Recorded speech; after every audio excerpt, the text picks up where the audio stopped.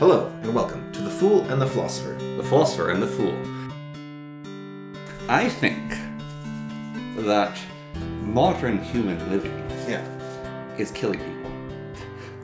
Oh yeah, for sure. And it's so weird because it's sort of like we do a catch-all system to try to keep people alive, like the over-chlorination of water systems in general for the massive piping and HRVs so houses circulate air and tightening them up and electric resistant heaters with fans whirring so we produce less fumes from like wood burning or even propane and oil furnaces. Yeah. Like they all have their own side effect. I think you talked about this at one point. I think those side effects might be as harmful, if not more harmful, than the thing we're doing these things to eliminate for. In like 20 years' time, it's sort of one of the things, maybe 20 or 10, 20, 30 years' time, we're going to go, man, these morons are using circular spinning fans. Don't they know that gives you brain cancer? Well, I was actually thinking, so in South Korea, maybe North Korea too, there's this concept called fan death, and they have this belief that fans kill you, essentially. Yeah. And so it's very hard to introduce fans into the Korean household anywhere. And you can buy fans for like $2 because people are just desperate to offload them if they have them for some reason. Yeah. And I had like the fan on my oven going, the HRV was going, the heater fans were going, the fridge pump was going, and I was like, I think the Koreans are right. Like, I was going crazy. You know those Russian beds? Or Polish beds? No. The cupboard bed? Oh, where you have like drape over you or something? It's not a drape. It's a full box. You pull open a door. Yeah. You get into a box and you close it. It's got like a few air vents. Right. I'm considering trying to make something like that over my bed and fill it with soundproofing just to reduce the noise. I think the moisture and lack of oxygen might not make it worth it. Because I had this experience. This is why different places are great, right? I went, because I used to think noise was super important to me and light was super important to me. And then I was house sitting at a family friend's place. And they stuck me kind of in an office. And so there was like a server array, basically blinking lights, little whirring noises and whatnot. The window didn't close quite right, so there's like this crack of sunlight coming in through it. And one of the doors didn't even was just a glass door, so you could see like the street light outside and everything. And there was like dogs everywhere, so they're like barking at 5 a.m. One of the best sleeps I've ever had sleeping there. And I was like, okay, what's different about... So then you think, okay, eliminate the variables. What's different about my place compared to there? So mine, very dark, very quiet, very... I was just thinking it through, and I was like, airflow. I have no airflow in my room. This place has amazing airflow. And then I realized that's more important. And so I optimized my room for airflow instead, and suddenly I was sleeping way better. Yeah. And so sometimes the variables you think matter don't matter as much as you think they do. Yeah, that's probably part of it. One of my problems right now is in the morning, people get up and start living their lives. And because I'm no longer living in a secluded house, I have to deal with that. And so even though I want to sleep in, everyone else doesn't. There's construction, there's neighbors, all that stuff. And so it's like, I want to get like soundproofing panels for this window that I can put in at night. And then there's the stupid HRV fan head that blows in. And you can close them, but you shouldn't. Well, I've been thinking... I'm thinking putting a box around it so it doesn't directly blow, so I can sort of muffle the noise. You can also swap, move your bed to the other side of the room and then drawers over that side so you're further away. Yeah, but it's a compromisation. Yeah. Because then it'd be closer to the wall with all the noise coming through it. Well, what I've been trying to do, and it's been working decently okay for, outside noises, being in a town versus being in a forest, for instance, is when you're in a forest and there's a noise, you're awake, because it's your problem, right? Yeah. When you're in the town, it's not your problem. You can just let the noises happen. Yeah. And I think it's the only way to stay even slightly sane. There's these stories of these tragedies of this woman. It's a famous case. I can't remember her name, but she was stabbed to death in a stairwell. And there was 7 to 12 witnesses watching the whole thing. Yeah. None of them phoned the police. And it wasn't until 3 or 4 hours later the police actually came, and she was long dead by then. But it took her 2 hours to bleed out. And so someone at any point could have saved her, basically. And so it's this psychology and this sort of hive mind. No one wants to be the first to act, right? Yeah. But I do think it's not really those people's fault, because I think it's necessary to not go insane in a city, to just start blocking stuff out and ignoring things and say, not my problem. For example, I was talking to my coworker. He said I've heard the expression before, but it stuck with me, where we were talking and he's like, wait a minute. we could make like 10 times the amount of money we're making right now, like for the business. And he's like, I'm gonna go tell our boss about that. And he stood up and he's like, about to go. I said, no, never mind. Not my circus, not my monkeys. If he's not doing it already, then it's not my problem. Yeah. I'm still getting paid either way. Yeah. And it's that kind of mindset of just like, you know what? Whatever. Which is destructive to the human spirit, I think. Yeah. But it's necessary for the city. So I don't think, like you're saying, we have all these, like the chlorinated water, for instance. Yeah. I think they're necessary to have a city. But the problem is the city, not the chlorinated water. And the water is like a compromise. The chlorinated water is a compromise for having a city. Yeah. Well, that's why people apparently get the reverse osmosis systems installed into their house. Yeah, seems like a good idea. But I think the problem is, and especially here, the power went out recently. Everything is electric in this area. Like all the... So for the last few weeks have been very illuminating, actually. So without like doxing ourselves, right? Yeah. I just wanted to... I'll be a little vague here, and hopefully you can be vague too. Yeah. But the idea here is the last 15 years or so have been unusually warm for here. Like very unusually warm. And most of I think about half the population has arrived to the Yukon in the last 15 years as well. Which means you have about half the people... A third. Okay, we'll call it a third. So we'll say a third of the people in the Yukon have no idea. Well, actually, I'm going to say half. Like you said, a third arrived, let's say. Yeah. But there are people that are under 15 years old. Yeah. So let's say about half the Yukon has no idea how cold the Yukon is. Yeah. I guess people leave as well in comments. Yeah. So let's say about half the Yukon has no idea how cold the Yukon is. And so when we have a winter that's finally a normal winter again, there are people freaking out, and there are systems failing, and there are houses failing, and there is, like, the power went out, and because they built in the last 15 years, they're like, let's expand. We'll make this area that's like 20% of the population. No power. Yeah. Everything's power, electric-based. Yeah. So when power goes out, there's no lights, there's no heat, there's nothing. Everything fails. Also, the place don't handle the cold because they built in a cold area, and there's like ridiculous moisture levels that shouldn't be near a house in that level of cold. Yeah. And so everything's icing over, and it's crazy. In the middle of the woods where we grew up, snowplows would get on the job, and everything would be and like just your neighbors with their trucks and everything. Yeah. You'd have these perfectly plowed roads same day of a heavy snowfall. Yeah. Downtown core, and now takes weeks for things to get done, and when they do it, they do a poor job, and everything's a coat of ice. Like, I was slipping around at minus 45.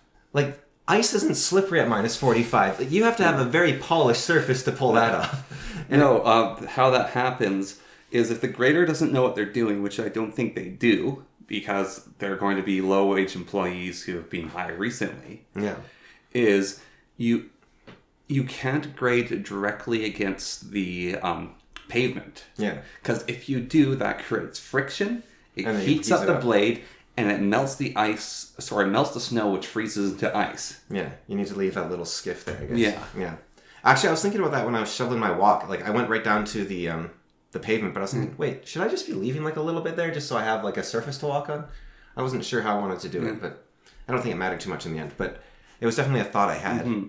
And your shovel's not going to be creating enough friction to do that. Although, this is one of those things where, 15 years is a long time. Yeah. So I bought this like super shovel. Like, it's an amazing shovel, right? Yeah. And when I was at the store trying to pick out my shovel, I was like, okay, this one's got this really sturdy blade. This one also has a sturdy blade, but it has a metal line, which is great if you want to get some heavy-duty shoveling done. But if you have a wooden deck, you don't want a metal edge.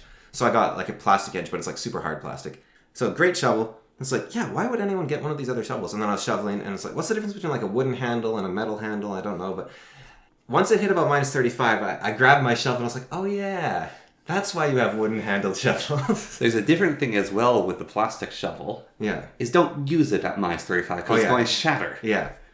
But so I've been buying like a bunch of shelving units. Yeah. I bought like Tupperware, like massive Tupperware containers, which are like used for proper storage, whatever those are called. Yeah. Those plastic things. And I was having trouble getting them in my car because the shopping grocery trolley thing wasn't big enough. It's going along, accidentally dropped one of the things. It hit the ground. And just exploded. It didn't. I was like, no big deal. And I was thinking about it, I was like, I cannot let that happen again. Yeah. Because this plastic's getting colder and colder. It could shatter. Well, it's funny, like you're driving, and I was talking to this Russian guy the other day, and he was like, something's wrong with my car. Like the wheels were like squares. They were like, boom, boom. It's like, yeah, because your wheels can freeze in the shape that they're in when it gets cold enough. And then it's called square tires, where you just like, yeah. boom, boom. and stuff stops working. Like you try to open a door and it's like, It is actually absurd. Like, I was doing a job out in a community. yeah, That's, I guess, more on the cold. Doing a job out in the community. And they wanted me to drive down to this community and do some work there and then drive home. yeah, And I was like, okay, I was telling our stepdad's like, I'm thinking of going there on, like, I think I said Tuesday, and then I'll do the work Wednesday and drive back. And he said, if you can go there Monday, go there Monday. It's like, awesome. There's a forecast coming in, it's going to be minus 40 Tuesday night. yeah, And it's like, oh, okay. I don't want to deal with that. And so basically I communicated that to the crew, and then I'm driving there, partway there, I get phoned by the crew head. He's like, yeah, so I arrived to the site, and my guys haven't gotten nearly as much work done as I thought they were. Can you come tomorrow? And I said, no. He's like, okay, we'll try to rush, we'll push things, we'll try to get it all done. And he seemed like really distraught about it, kind of annoyed, but I was like, this is the reality of things. And I get there, I'm talking with him, he's enough guy. I was like, well, your car's going to be heated anyway, so like, what's the problem with like driving minus 30 and minus 40? And he's from British Columbia. yeah, stuff just breaks. And it's not even stuff just breaks, this is a 5-hour drive. Yeah, if something goes wrong as well, it's a nightmare. Yeah. At minus 30, if something goes wrong on the side of the road, I have some fire starting gear, I'm wearing snow pants, I can get out of my car, I can go into the forest, and I can light something on fire. Yeah. I can survive. Every degree after minus 30 exponentially decreases that until about minus 35, which is suddenly not even exponential, it's like a spike. Yeah. And then every degree after that spike is even worse. Yeah, minus 50 is like, I went for a walk yesterday when it was about minus 45, I think, with a bit of a wind. And if you leave skin exposed, like, it's not like, oh, you tough it out. It's like, no, you're done. Like, you have to cover that instantly. Yeah, I want to go for a walk when we had the first, like, deep cold snap, not the secondary one. Yeah. And I was going for a walk along, and I had, like, a goal I wanted to reach, like, a place I wanted to get to. And I wasn't wearing a scarf foolishly, and I couldn't, like, properly close up my face. So I had my hood up and my hat, and it's, like, warm in face. But my cheeks were slowly getting cold. And it just started to hurt. And I started crying. And it's like, nope. And I turned around and went back home once I started crying. Yeah. It's like, you can't afford to cry at that temperature. But the like you were saying, how everything doesn't, like, cities don't seem to be designed properly, right? Like, well, the electric company had the gall to announce, like, we're sorry about the power outage, but you should have a 72-hour plan. Like, it's not their fault, okay? It's not the electric company's fault. The fault is the people that allowed the population to rise as fast as it has without any infrastructure to support it. I'm going to blame the power company slightly. Okay. Actually. All right, they're a big corporation. I like it. Yeah. And why I blame them is, so recently, our power company here has... it's not. Yeah. ATCO is a Canadian-wide company that bought up, like, every other power company in Canada. So. Yeah, so the monopoly evil company that has control over our power... Vive la revolution! Has basically said we're going to increase the price by 15%, and then we're going to increase it by 15% again to do some infrastructure upgrades. And we've had, like, these whole problems over time where it's like we bought some generators for backup power in the winter, and it turns out that those generators don't spin up quick enough, or work in the cold. Yeah. And so we can't use them. And so they bought some other generators, which are really inefficient, and belch out this massive cloud because we use an electric dam. Yeah. Our power infrastructure, basically hasn't been upgraded in about 20 years. Maybe more, but yeah. Yeah, and sure, we've got these windmills and stuff. Those windmills also stop working when it gets too cold. Yeah. You actually have to manually engage. They have systems now which they engage their brakes, because if a windmill spins to too cold of a temperature, it can destroy itself. Yeah, but you can't stop them either, right? Like, that's not good for them either, I don't think. No. You just have to, like, slow them down or something like that. Yes. You can see them from here, can't we?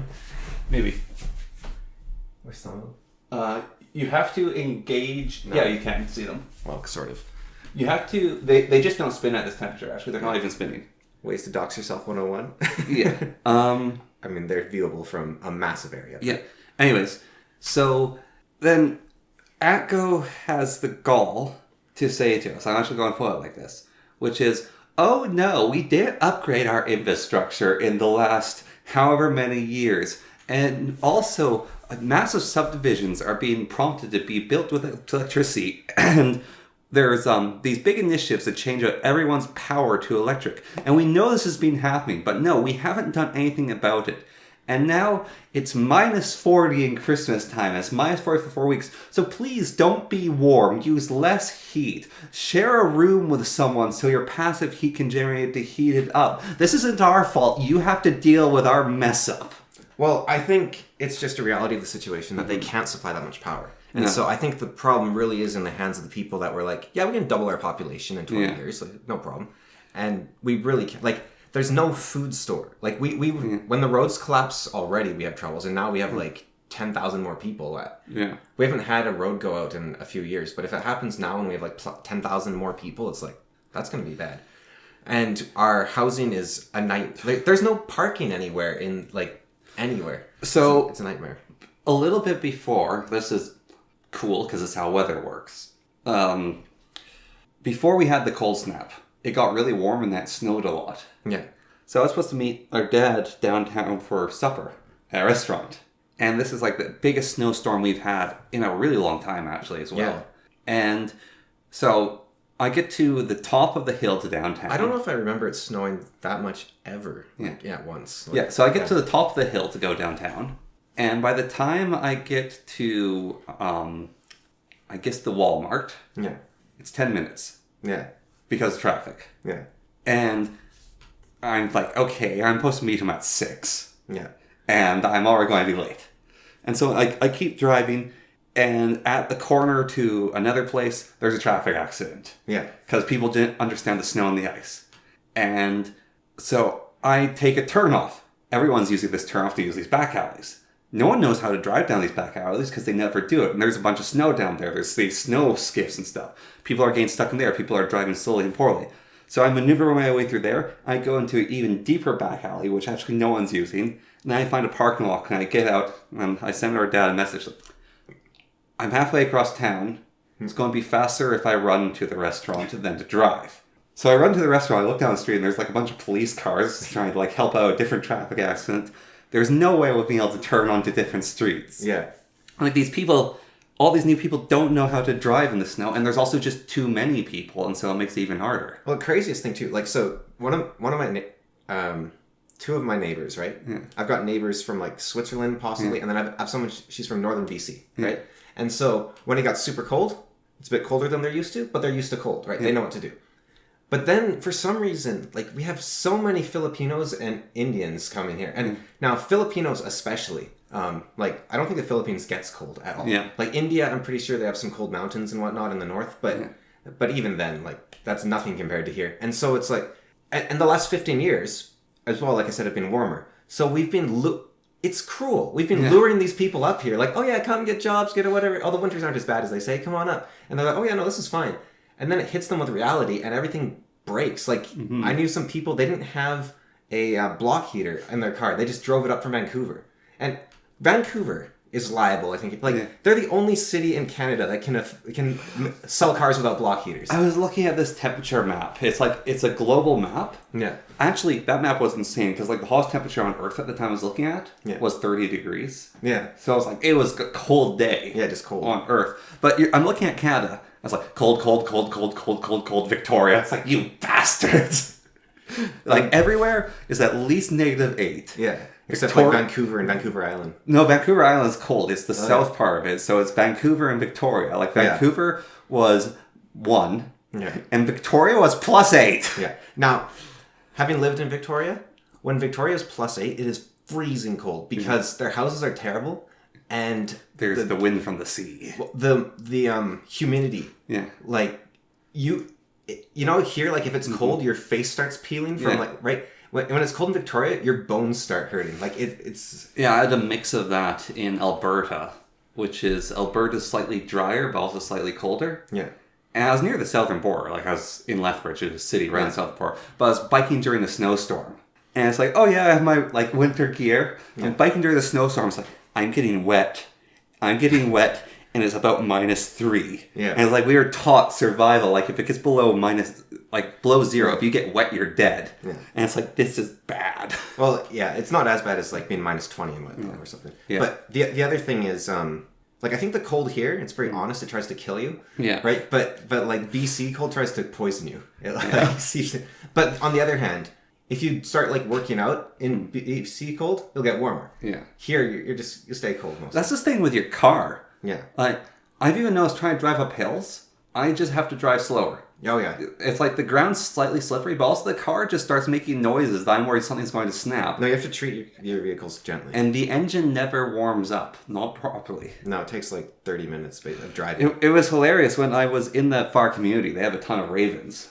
I guess Watson Lake, that would be a Doxley community. Well, it means you're not there. Yeah. I think it's best just not to name them in general, but you know. Yeah. It's, Anyways, there's a bunch of ravens Who would there want to live in by Watson the Lake? gas station. yeah. And they are so funny. They're all fluffed up. Whenever a new truck parks and someone gets out, they also are like watching and they like whoomp and land on it. I don't think they have ravens in Watson, actually. I think they have crows. No, those are ravens. I saw a bunch of little... No, these are big. Oh, maybe they have both. Yeah. Yeah, because I think they have... they've been having crows like migrate north. Yeah. No, This weather will show them. They have a pack of old ravens. What I'm hoping... And so, like, the ravens just... They're like these big, shaggy balls that, like, sit on the ground, or they sit on metal poles, or they migrate to vehicles. They're hilarious, actually. So at the risk of not beating the allegations... Yeah.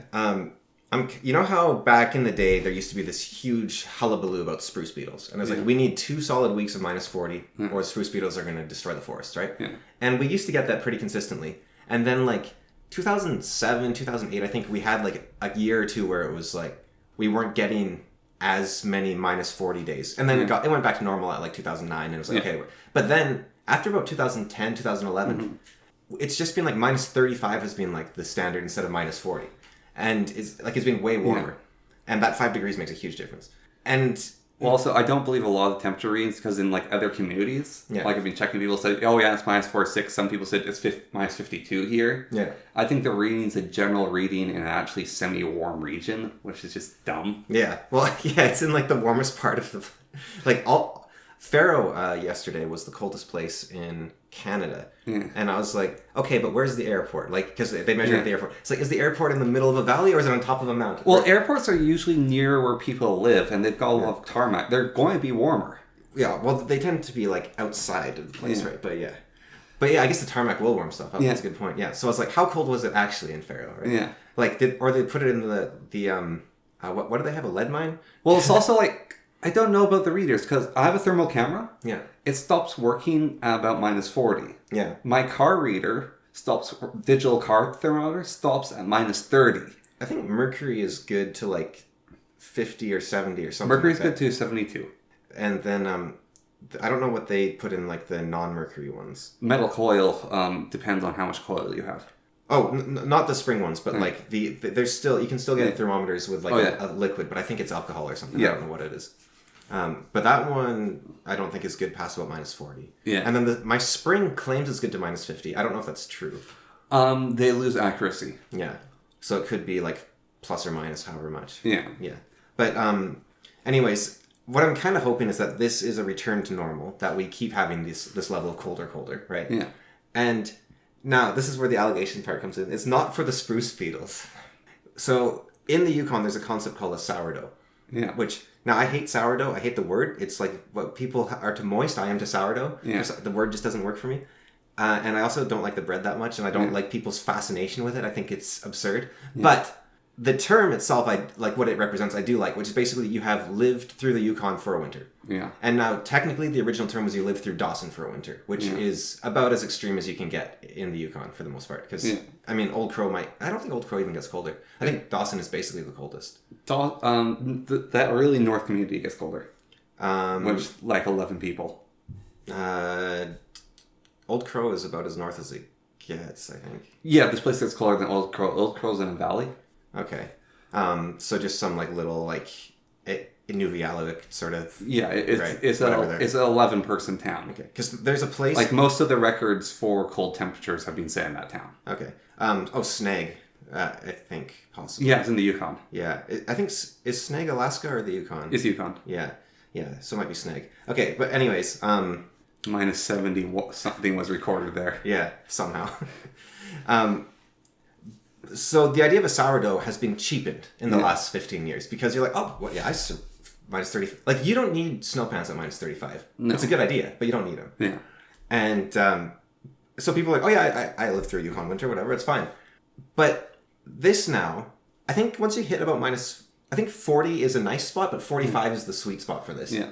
That's the temperature where it actually make or break. It's make or break. Yeah. Like, you will actually think, I need to move. Yeah. Like, I can't live here. This is not a safe place to live. I'm leaving.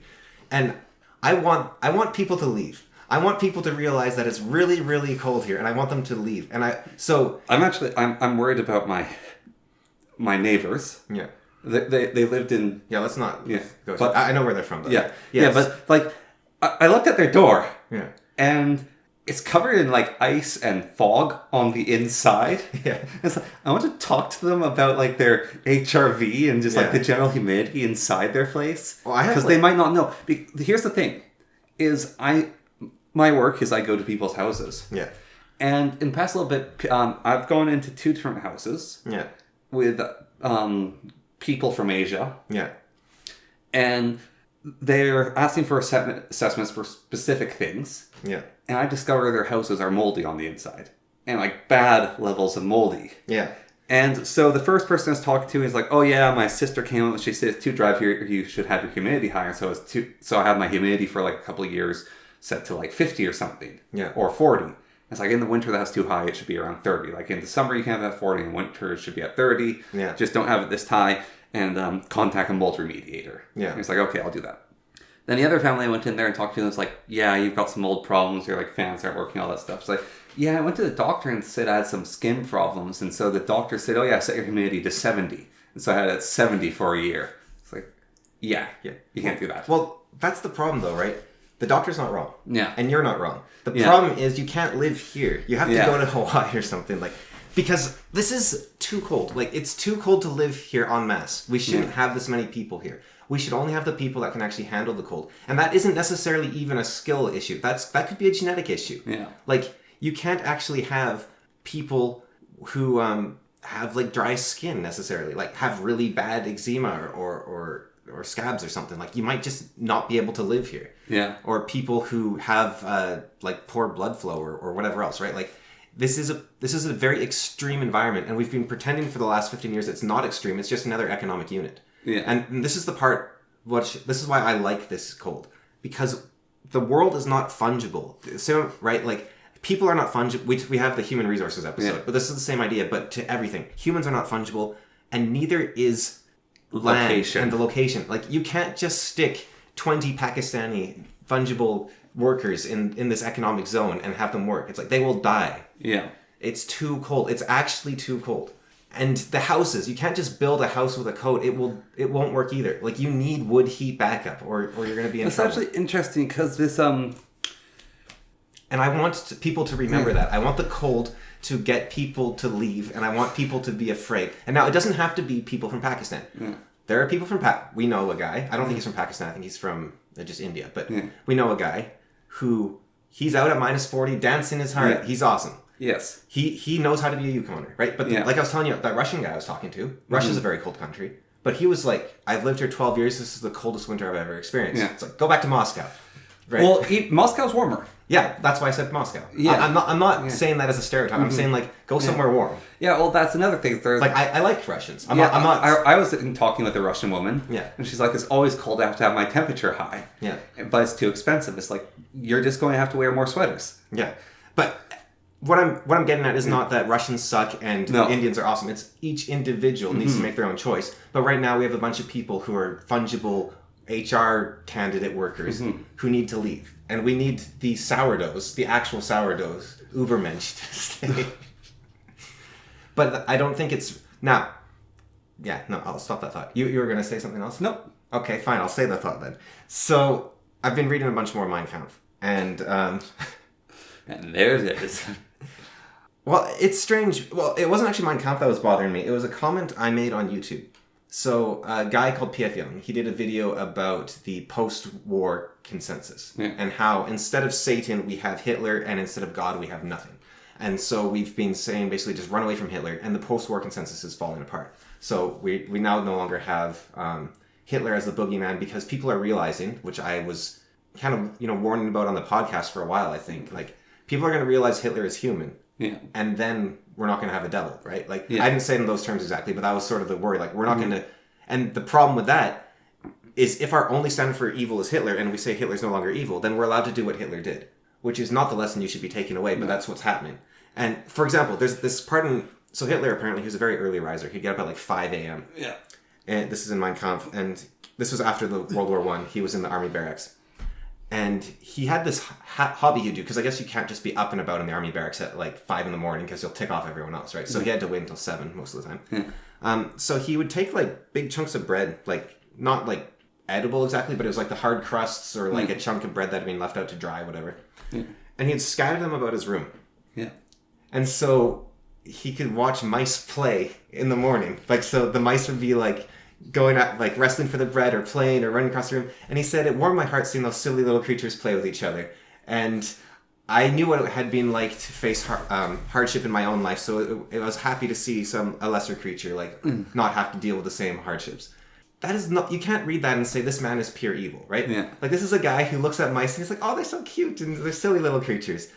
And like, he was an animal. It's so weird when you're reading Mein Kampf and you're like, all the stereotypes about Hitler, right? He's this artist and he's this animal lover. They're like, he is this massive animal lover and he is this massive... He's a bleeding heart liberal. There's this section on art where he just rants about modern art for like 2 chapters. He's just like, it's the devil, it's the end of society, it's all falling apart. And he actually has this very prescient thing, which unfortunately we can't really... wouldn't have helped because of what he did. But he talks about how modern artists create absolute garbage. Yeah. And so the only way that they can make their art stand out is by denigrating all art that came before. And so they try to destroy everything that was good and wholesome beforehand, because in comparison, their work is garbage. But he said, if your work is truly good and great, not only will it stand on its own, but it will actually be strengthened by everything that came before, because all work is part of this human whole that draws on itself. And it's like, but I agree totally with that. But so again, it's like, how can you make that evil? But going to post-war consensus, Hitler evil. Right, I was talking to. So I commented on the video because he made a mistake in quotation marks in the video, where he said Hitler, hated the Jewish religion, but that doesn't mean that we can't critique Israel. And I was like, hold on, this is like the whole anti-Jew stuff. It's getting totally out of hand, right? And this guy was doing it. Now he could have just been mistaken. Yeah. But that was a very duplicitous, like sneaky way to actually attack the Jews. Because Hitler had no problems with the Jewish religion. He hated the people. Yeah. He explicitly says in the book, people before me made the mistake of attacking the Jewish religion, but the religion isn't the problem. It's their race. It's their blood. It's in their veins to be evil. Right, and so you can't convert a Jew to Christianity. Many Jews have claimed to convert to Christianity, but they are still evil Jews because they still have the Jewish blood. Like, Hitler specifically says that. And this guy's like, oh no, it's just Hitler didn't like the religion, but you can still hate the religion and be against Israel. And you're trying to justify just hating Jews. Like, that's kind of what it looks like to me. So I basically put that as a comment, right? And the replies I got, so many anti-Semitic people in there. But the comment that really stood out to me was a guy saying, well, no, it is true that the Jews are evil. Like, look at their religion. It's entirely based about revenge against the Romans, which they never got, and they still want the Holy Land back. And it's, okay, yeah, you're totally right about, like, their teachings and their religion, sure. Why can't a Jew think differently from that historical past? Yeah. And there's a lot of people, it seems, that seem to think that your race is the only thing that determines your beliefs and your thoughts and everything else. And I totally disagree with that. Like, the very fact, it's crazy, right? So this guy, let's say he's a Nick Fuentes type, right? Like a sort of, I'm going to say Nick Fuentes is a right-wing American, but he's more than that. Like, he's not just a right-wing American. He's also an anti-Semite, a white supremacist, a theocratic nationalist. But he's also right-wing, right? The very fact that there are people of the same race as Nick Fuentes, other Cubans and whatnot, that disagree with his white supremacy, means that the race doesn't... The fact that you have arguments and not everyone is just immediately in line with you and you have your perfect nation already means that your race doesn't dictate your thoughts. Like, your entire ideology is not consistent in the slightest. Because just by virtue of you needing to push your ideology, it means that it's wrong. If your ideology was real, that your race determined your ideas, you wouldn't need to say anything because you would just have your race with your ideas. There would be no need for argument, no need for pushing ideology, no need for pushing back. because you would just have your pure ideas and you wouldn't let anyone else into your culture and you'd keep your ideas safe. And the only I guess the only thing that could cause a fracture in society would be race mixing at that point. But you wouldn't race mix unless your mind was already deficient or you were raped, I guess. So unless you're saying that all of society is like problems in society are the results of rape of your enemy, well then your enemy is better than you, so I guess you were destined to, like, it still doesn't really work even if you extend it that far. And I'm sure I'm missing some nuance somewhere, but it seems to me... You might be missing suicidal empathy. Right, but there should be no suicidal empathy in Nick Fuentes' race because he is of the correct race. Mm. And if race dictates your ideology, then where did that come from? Unless, I think what you could say... is the term steel man or devil's advocate it? Yeah, well, I think the one thing I could think of is that the Jews, let's say, their race is very consistent. And they are masters of, like, mind control, essentially. Like not woo-woo psychic, just like... Manipulation. To the point where they messed with the other race's ability to recognize their own racial unity. And I think that's really the only way you can think it. And that does align with the sort of things Hitler talked about. I'm going to have a different steel man than that. Okay. Which is just going to, I guess, generalize. Yeah. Which is, it's a consequence of technology, actually. Yeah. And the world that we're in, which is... you have high trust societies, high trust cultures. Maybe that high trust is caused by their race. Yeah. And on top of that, you have freedom of travel. Yeah. And so this high trust, let's steal that, this high trust race lives in the center of mountains. Yeah. And before, people couldn't get to the mountains. But now roads have been built in. Yeah. And people can get there. And so the high trust... I just want to say society, so I'm going to. The high trust society is like, oh yeah, these people can come in. And then they get taken advantage of because now there's mass movement. But why did they let people come in? Because they didn't realize that there's low trust. Right. Societies. And then why do they have people among them who say, wait, no, we shouldn't let people in? Like, if the race is a unimind, essentially. Like, they might realize that people are taking advantage of them. So Dan Carlin has this thought experiment he talks about. It isn't to do with race, it's to do with time. Where he says, I bet if I took you as a baby and brought you back in time, like 800 years, you'd be standing there cheering at the execution at the local town square and happy as you could be. Like, he thinks how your society and your culture raises you is far... It would be weird if that wasn't true, because that would mean that somehow, like, an entire branch of humans died out and... we're a different species from people in the 1200s, right? I disagree. Yeah? I think nature versus nurture.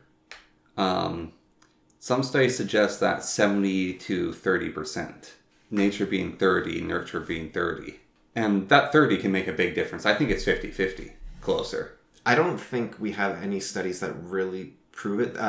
What's his name? Mark Manson pointed out a study, which I had also seen, I believe, in one of my psychology classes. Because the only studies you can really get this information from is twin studies. Like, there's not really another way to do it. And they found that identical twins separated at birth had about 50% of characteristics in common and about 50% of characteristics different. Yeah, that's why I said... Which suggests 50-50. Yeah, that's why I say I think it's 50-50. And that's the only study I've seen that really is convincing, but it's even then, it's like... There's this whole thing of, like... But do you think the nature has changed in the last 800 years? I do. Yeah. I do, but, like, there's this whole joke of, like... Or meme, I guess, not a joke, which is... you only had like a whatever % chance of being born in the country you're born in. Or it's like you're getting born again, and it's like these are all the countries you could be born to. Yeah. It's like, no, you were born from your parents, and that is why you are who you are. There is no chance your parents were Canadian. Yeah. There is no chance your parents were Indian, your parents were Japanese, your parents were Chinese. Right, but... that is who you are. But that's kind of ignoring the point of the other thing, right? Like, it's saying there's 8 billion people you could... No, it's not ignoring. It's the child of your parent is the child of your parent. It is you. It is... Your soul doesn't randomly end up somewhere. No, but it is ignoring the point. It's like a mathematician joke, right? Where it's like, what are the odds 9/11 happened? Like, that's crazy that all these events happened, nobody caught it. It's like, oh, it's 100%. Well, no, people aren't doing it ironically or doing it with a mathematician joke. They're doing it earnestly, ignoring the fact that your parents are your parents. No, but I'm saying that it's totally missing the point. Like, what are the odds that a guy from a small town in, I don't actually know where Wayne Gretzky's from. Yeah. Ontario, let's say. Small town in Ontario became the best NHL player in history, right? Yeah. It's like, well, 100%, because it happened. Yeah. But that totally ignores the thought experiment of, like, or with the Drake equation. It's like, what are the odds that there's life on Earth? 100%. It's like, no, come on. Let's actually think about this so we can extrapolate to other... I reject the premise of that when it comes to where you're born. Because that idea feeds into human resources. You are just a fungible human that could have been born anywhere. I reject that. Each person is uniquely themselves from the circumstance of their life, including who their parents are and where they are born. It is only their parents who could have had that person. I could be wrong here, but I think rejecting hypotheticals only leads to the fragility of your own position. So Jordan Peterson had that debate with on Jubilee, right, where he rejected the premise. What was it? Do you remember? It was something to do with God, of course. It was... Okay, fine. Let us do this hypothetical, okay? Because I have explained it. If it's not even... you only had, let's say, a 3% chance to be born in Canada. I don't know the math, but it's 3% chance. Yeah. You are not you if you are not born in Canada. Right, but okay, let me put it this way. What are the odds that there's life on Mars? Very low. But how do we determine that? What can we use to determine what the odds of life on Mars are? What we've observed and looked at. On Earth. Yes. Yeah. And also what we've looked at on Mars. Yeah. So the only way we can determine the odds of life on Mars is to also determine what makes up chances of life on a planet, right? Yeah. And so we can say, if we just look at our solar system, there's 9 planets. There's 9. Then we can say the odds of life on a planet are 1 in 9. And another way to say that statement is the odds of life on Earth are 1 in 9. Yeah.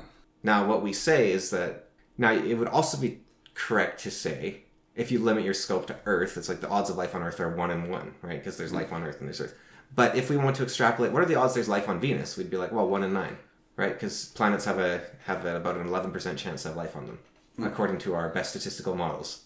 And so that you ignore an entire field of knowledge. Like, you can't even do xenobiology unless you just say, okay, yeah, of course Earth has life, but let's just extrapolate that idea outwards, right? And so now the ideas you're talking about, because when we're talking about something, right, you and I right now, we're not talking about the same thing. You have, like, there was someone that was justifying, like, allowing 500 million Indians to move to the United States because, well, they could have been born in the United States just as easily. Like, there's ways you can use that statistical idea in order to push your own ideas. And it's not using it correctly, but it is using it, like, duplicitously, right? So, whereas I'm thinking about it from terms of, no, I don't want to engage with a hypothetical. It's like, did I have breakfast yesterday? Well, I did have. If I didn't have breakfast yesterday, would I be hungry? Well, I did have breakfast yesterday, so I wasn't hungry. And it's like, no, you have to be able to engage with the hypothetical. So we're talking about two different sides of. Well, it's not even that. It's literally like the statement is false. It's not even a correct hypothetical. It's not even a rejection. It doesn't work as a hypothetical. I think it does, and I'll give you an example of a case where it does work. So you learn that a guy you went to school with was driving on the highway at 150 kilometers an hour. He hit a barrier and he wasn't wearing a seatbelt and he crashed through the window and died, right? Yeah. And so you say, there, but for the grace of God go I. And you because I was driving 150 the other day and that could have been me, but it didn't happen to me. And so now I know I shouldn't be driving 150 down the highway without a seatbelt. And so that is how we can learn from others' mistakes without doing those mistakes ourselves. No, this doesn't apply. This doesn't apply to what I'm saying here. It's not about a lesson. Like, I am fine with the thought of engaging with hypotheticals there. Hypotheticals are fine too. You can use them to extrapolate knowledge. What I'm saying is there are certain... What is the chance that a cow is sideways? Or what are the chances the cow is a right angle? That statement is meaningless. Yeah. And so, okay, let's get the explicit... So you're saying it's meaningless to say, what are the odds you were born a Canadian? Yeah. The statement is as ridiculous as, what are the odds that a cow is a right angle? Because you are who you are. There is... I guess it... Like, you're not you if you're not born who you are. Right, I see what you're saying there. But that's not... Now... Like, the odds that you are born as you are 100%. I think it depends. So there's two ways to look at it, right? Like, the one thing is the level of analysis. Well, so basically what this argument is, actually, if we boil it down, right, is there's a big cloud of souls above Earth. Yeah. And that was one of the points I was going to make, yeah. And every baby, yeah, potential baby, is a golem. Yeah, and they get a soul. And the cloud of souls gets plucked at random and fills up the golem. That's the breath of life. That's why the doctor spanks the baby. Yeah. That's kind of the foundation of human yeah. mentality in a lot of ways. So there's that thought of the cloud of souls, and the other one is that... At least for the American allies. The soul is created with the child at the same time. There's not a floating cloud of souls. The soul is made then and there. Or there is no soul. Yeah, well, we could also say that. But there's another different way to analyze it as well, which is how you are interpreting... You're only interpreting the word you in one way. You can be... I mean, technically, you... Sure, grammatically, you actually applies to a plural. You isn't a singular pronoun, I guess. So when someone says you actually mean all of you. So the... I don't remember the term, but the American expression y'all is actually a nonsense statement because all is already included in you. So you could say thou all, which would be nonsense, but it would mean you, essentially. Yeah. So thou means like you, right there. Yeah. Thou.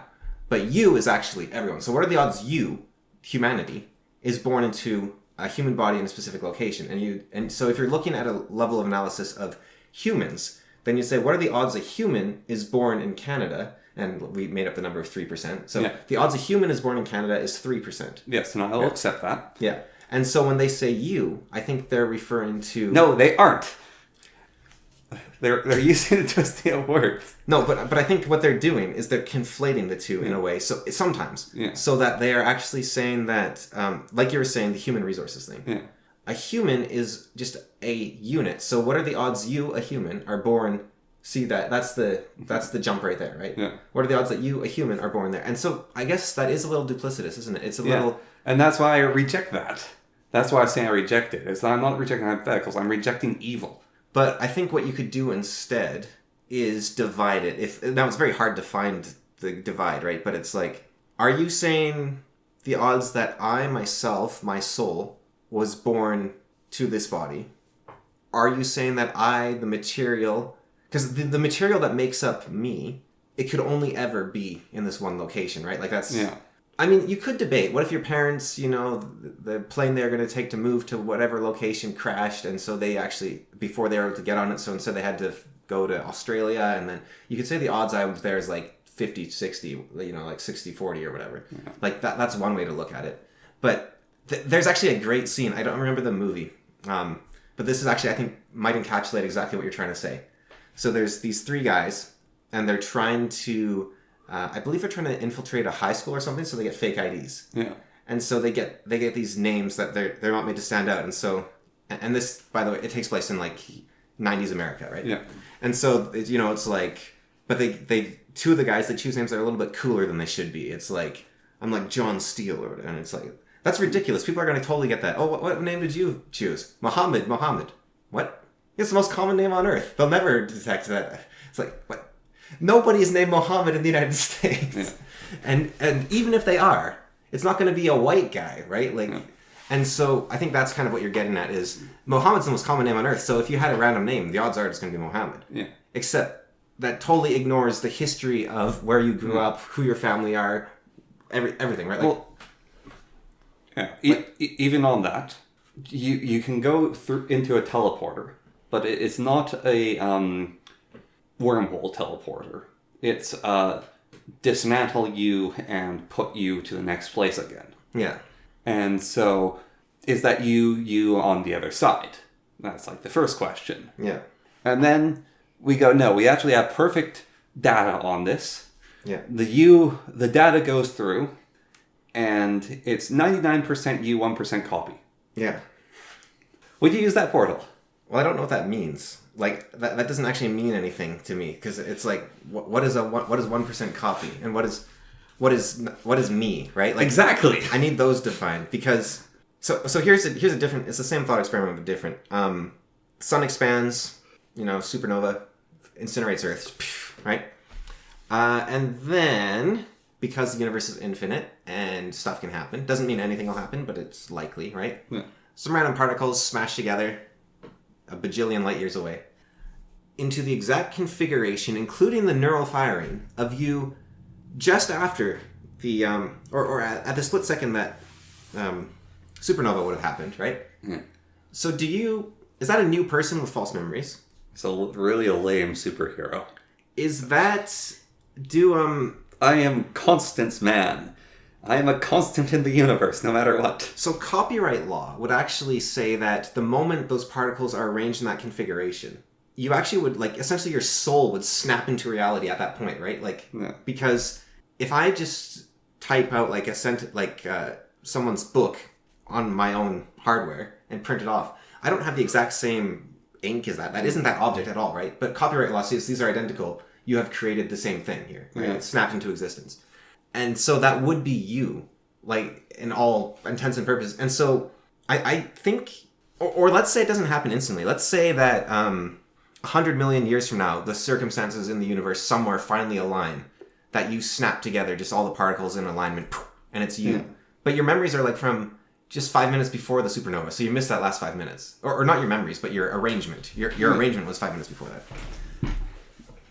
Is that still you? Yeah. And I think the part of the problem, I think it can be very easily resolved, because I think how we view the universe is as the lore keepers of the universe. And so human, like the teleporter or my thought experiment, they don't make sense because we are the highest authority on what is me, right?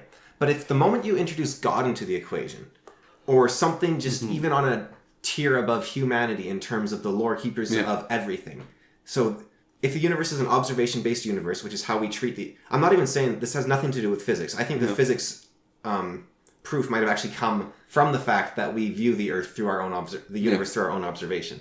But if the observer isn't humans, but instead the observer is God, then it's the same as how we view two copies of Lord of the Rings. We're like, there's no contradiction. It's like, if I destroy this copy of the Lord of the Rings, but this one still remains, does the Lord of the Rings still exist? It's a nonsense question to us. It's like, obviously it still exists. That'd be an interesting take on Dr. Bones, like a different Star Trek character I don't think they ever explored.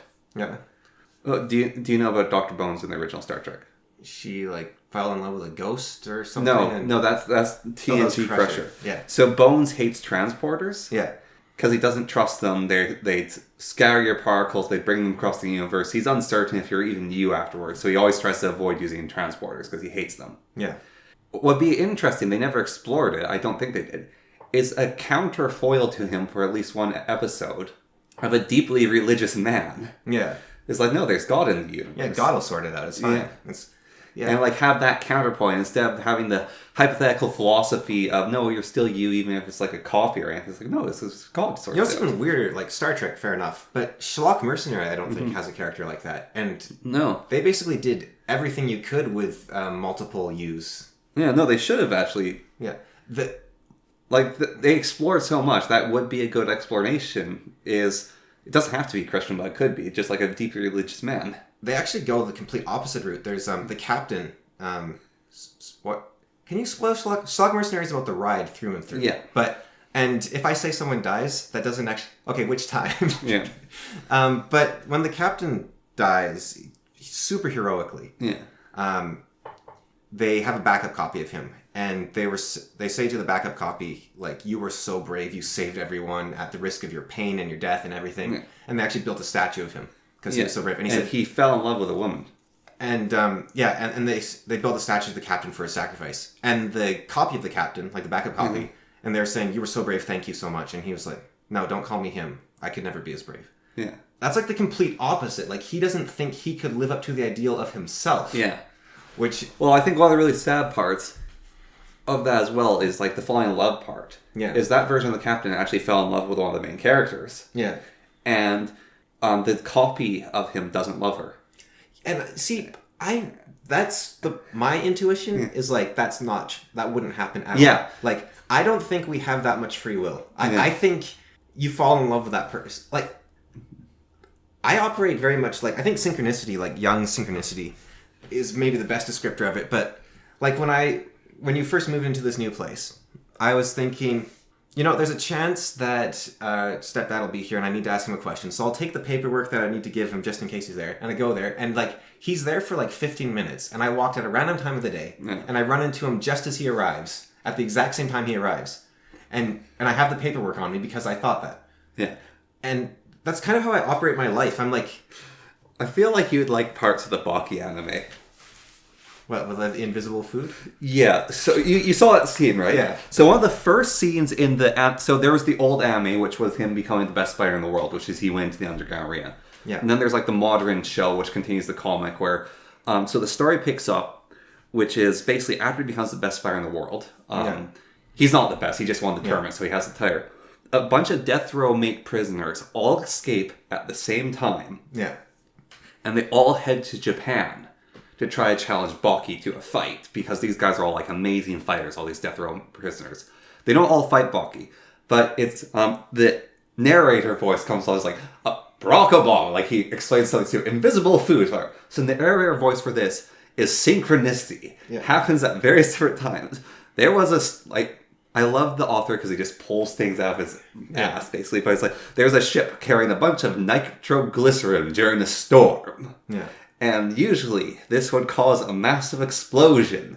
But because of synchronicity, all of the nitroglycerin perfectly, sloshed and moved about, and it got to port safely. Yeah. This synchronicity is the same thing that led to all these death row prisoner inmates coming to Japan to challenge Baki to a fight. Yeah, that's just writing excuses, probably. No, that's not writing excuses. That's how Baki is written. But I do think... It is absolutely incredible. I don't remember who said it, but he said the writer has a much harder job than the... the writer has a much harder job than the historian. Well... Because the writer's story has to make sense. Well, there's always... I don't know if you agree with this. I kind of do agree with it at this point. Which is, this does... damage the hypothetical, as you're saying, but someone asked, I think it's Christopher Lee, the maker of Marvel, who wins? Stanley, yeah. Who wins? Spider-Man or the Hulk? Yeah. And it says, whoever the writer says wins. Yeah. It's like, whoever the story for that moment dictates wins. Now, people are asking, all holds bar, who wins? But then if you actually analyze that, Death Battle, you realize how absurd it is. Yeah. But like I was saying... It's far more interesting to actually just have the conversation. I see people bring up Stanley's response a lot in terms of when people do those March, when we didn't happen, nobody commented ours, but we did that March Madness Death Battle thing, right? And it ruins the whole hypothetical if you just say, oh, it depends on the writer. Well, I think the weird one is if you actually we're trying to have fun here, and you just cut us off at the knees. The weird one is if you have a character that's Tavaray. Yeah. Or Tavarin. Yeah, Tavarin. Or with characters like Anamander Rake. Yeah. Who are ascendant. Yeah. It's these characters actually have explicitly plot armor. And I think how do you calculate plot armor into the story? In their own universe, they have plot armor. And I think you have to probably either say they cancel out, if it was Anamander Rake versus Rand. Yeah. I think you probably have to say they cancel out, or... Well, I think Rand's more Tavarin than Anamander Rake. But Rand's isn't necessarily to his benefit. Yeah. It's more just completely random. Well, you'd say Matt's luck then. Yeah, Matt's luck would be a better example. Even in that case, it probably will never happen unless a TV series of, Malice and Book of the Fallen happens and it gets very popular. Yeah. Is if you put Anamander Rake in a death battle, there's going to be a problem. Because, you give these person all these stats, And it's like, they've done all these feats which are above and beyond anything Amandarake can do. Yeah. However, if he hits you with your sword, you lose. And it's not even like, oh, he hits you, you lose it. You cannot tank a hit from Amandarake's sword. Yeah. Like, it doesn't matter if you are, like, indestructible, invincible, and immortal. If Rake's sword hits you, you are done. Except, Well, if his sword kills you, I guess is actually... No, who was it? It was, It wasn't Draconis, was it? It was that other dude who actually was able to break the chains inside the sword, though, wasn't it? Yeah, once you're in the sword, over time you can break the chains. Yeah. But if we're, like, looking at, like... It wasn't Karsa, was it? Karsa was never killed. No, he pushed it. Yeah. Perrin broke a Hound of Shadow free. No, everyone had to do something. Like, no one outright broke a chain. No, the hounds did, didn't they? Because No, the hounds... Perrin broke them for them. Because the nature of the hounds is they can't be chained. Yeah, and so Perrin, because Perrin's Perrin, Gnus Perrin, Right. he broke the chains for them. Because he's the master of the deck. Yeah, so he chose to break the chains because it was disrupting the card. Right. The only person to escape was Draconis by going through. Wasn't that, The thief and Draconis... The Draconis forged cold forged them so they snapped. Yeah. And, No, that dude that looked after... And the thief went through the heart. Do you remember that guy? He was the man who did the most work. Was that Draconis who did the most work pulling the cart and everything? Yes. I thought he was like this like bald like naked dude was like. Wasn't there like this guy that was like looking after everyone else on the cart and helping them out and? That wasn't... He would take breaks on top of it. Yeah. Was that Draconis? Draconis is a shapeshifter.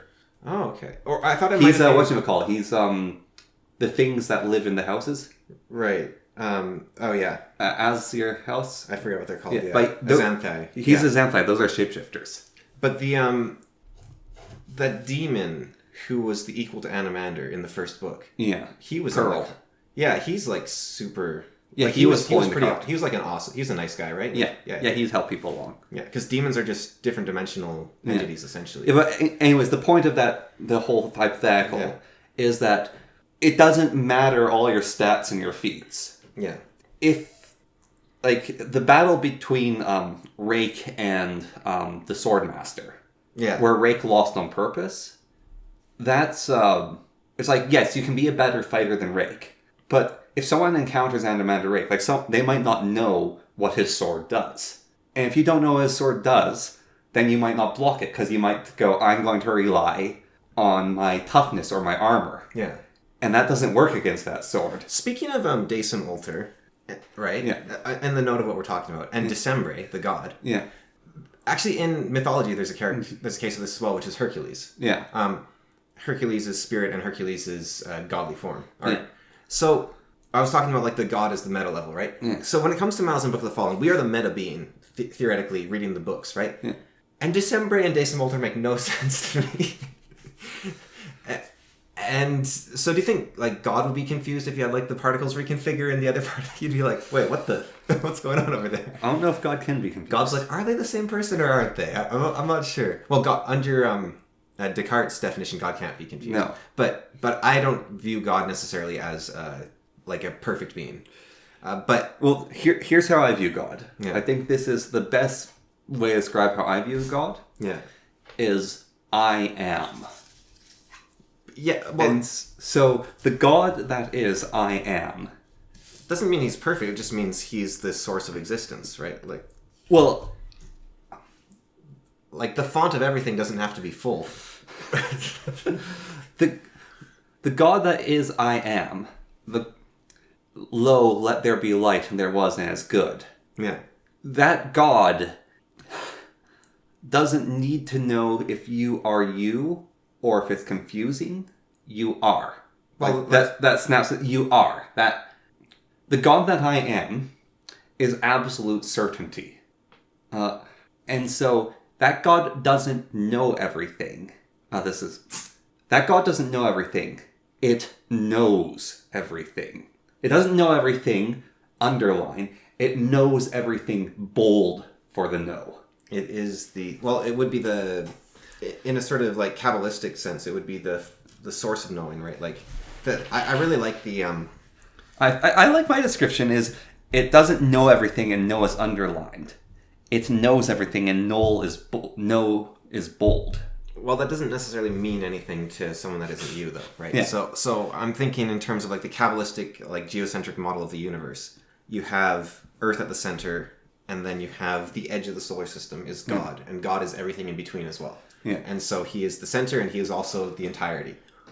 And I think that works for me in the term of like, Well, it's also like God saying all those things to Job, of I made all those things, but also don't you think extrapolation is possible though? Like, can't God meditate on his own works? Yes. Like, can't he be like, wow, that was awesome what I did there? Like, yes. And it's got infinite depth that I keep thinking about, and it grows. Like, yeah. I think... Yes. I think God can grow, maybe. Yeah, it's the whole statement... See, Descartes didn't think God could grow. Yeah, it's, I am the Alpha and the Omega. I am the beginning and I am the end. Now, God is always the beginning and God is always the end. That was interesting when we were talking to that quantum physicist, where I don't think he could conceptualize infinity. Like in a, like they were talking about like there's multiple infinities and there's bigger and smaller infinities, but it's like no, not approaching, like the end. Yeah. Like God is at the end of infinity as a concept is something that I don't believe can be derived from other ideas because it doesn't build upon itself. Terry Pratchett, one of my favorite parts is death. Like, a lot of people like death for different reasons. One of the things I really like about the metaphysical projection that is death in Terry Pratchett is at the end of the universe, death will open the door and go through and close it, and nothing will be left behind. Like, no, death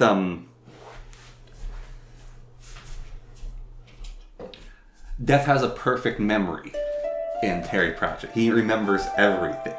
And so, it's really weird. He's lived it all, right?